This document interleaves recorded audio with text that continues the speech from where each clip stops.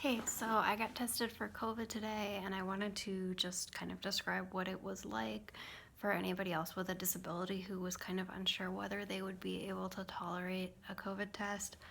Um, for me, sort of the main medical problems in sort of accessing like medical care and medical procedures are that I have a difficult time taking pills.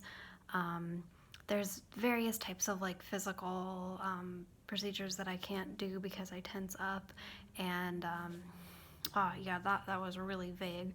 I was being discreet. What else? And I can't do certain things because of my startle reflex.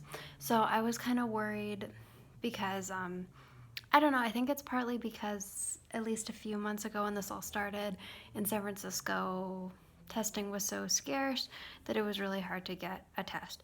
And I think even as testing became more available and it was available to me as an essential worker, I had this feeling of guilt that like I would try to get a test and that I wouldn't be able to tolerate the test and that I would like be taking away someone else's opportunity for a test, which actually was not correct because they're just taking a sample.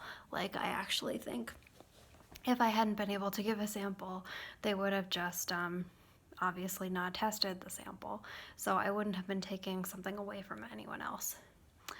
I decided to get tested well, because of my specific work situation. Like, the four of us are all kind of in a germ pod because my client's parents and I are all her caregivers, and we all can't social distance from her at all.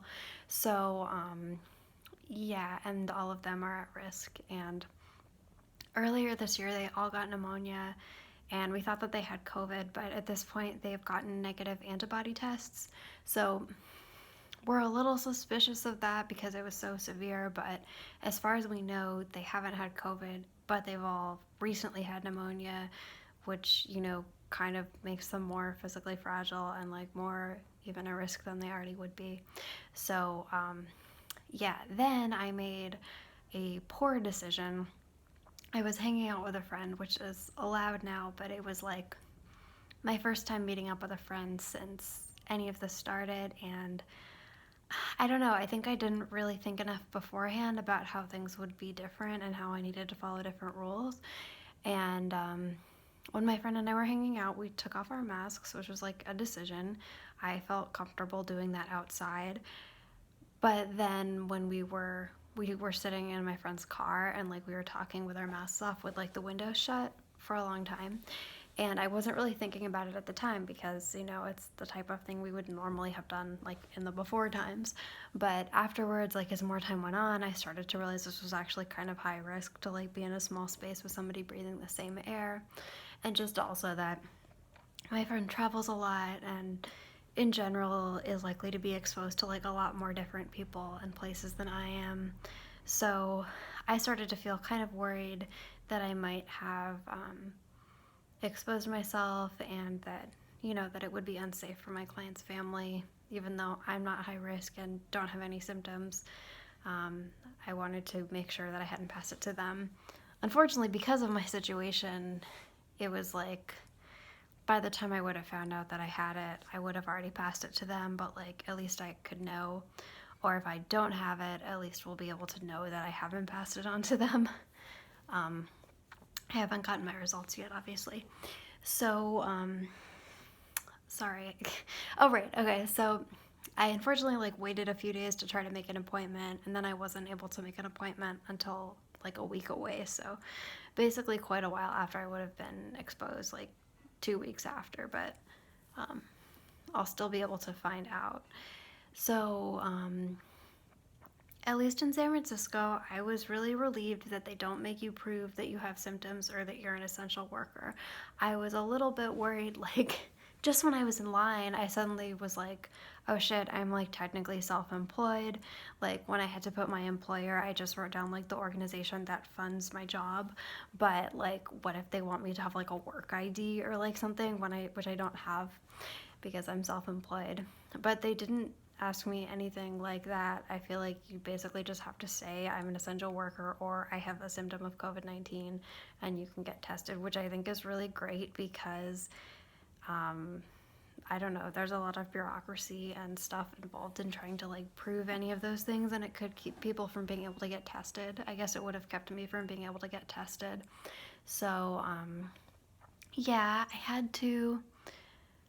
It was like an hour wait. If you don't come in a car, you have to like wait in line, obviously.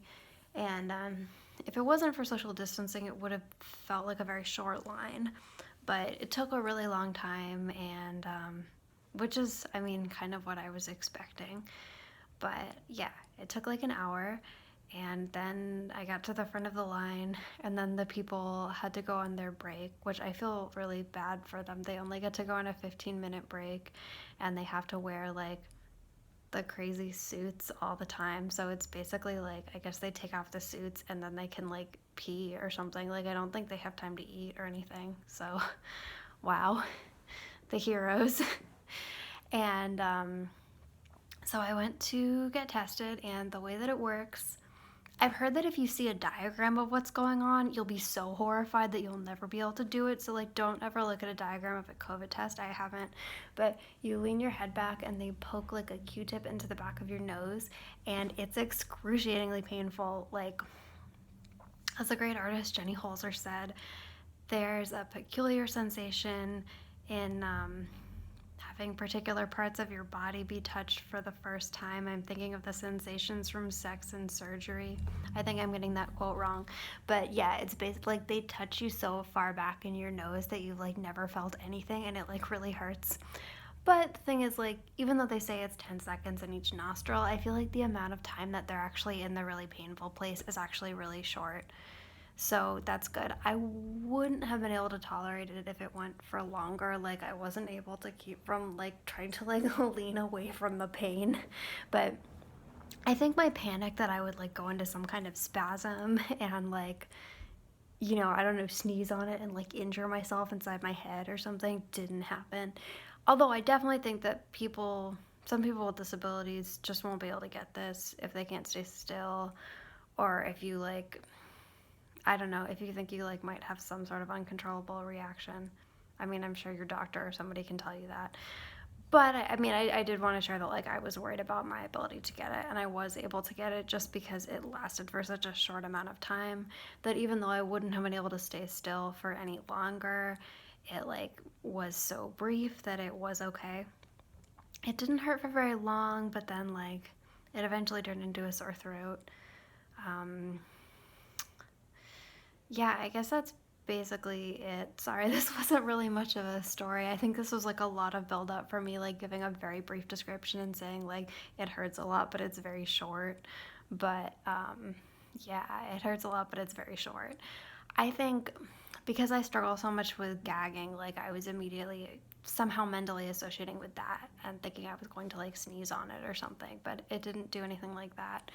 I would kind of compare it to like if you have like, any kind of like dental issue, when they like reach in the back of your mouth and they like stab the back of your mouth with that needle, it's like it hurts, and it's also really freaky because the needle is like right next to your throat, but then like it's just immediately over and you can't feel anything. So it was not as bad as I expected. I feel really fortunate that it's relatively easy to get here.